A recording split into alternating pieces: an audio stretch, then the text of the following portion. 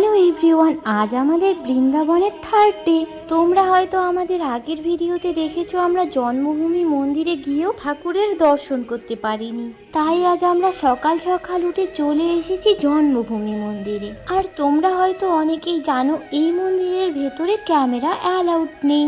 আর দিদা যেহেতু আগের দিন মন্দির দর্শন করেছিল, তাই আজকে আমরা দিদাকে বাইরে বসিয়ে সব মোবাইল ক্যামেরা দিদার কাছে রেখে আমরা মন্দির দর্শন করতে গিয়েছিলাম।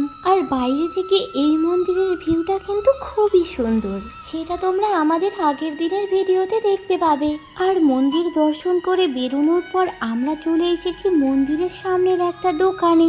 আর এই দোকানের গোপী ড্রেসের কালেকশনগুলো জাস্ট ওয়াও ছিল। তাই আমরা এখান থেকে একটা গোপী ড্রেস আর ছোট ছোট ভাইদের জন্য কয়েকটা ড্রেস কিনে নিলাম। আর এরপর রুমে এসে বসে পড়লাম খাওয়া দাওয়া করতে।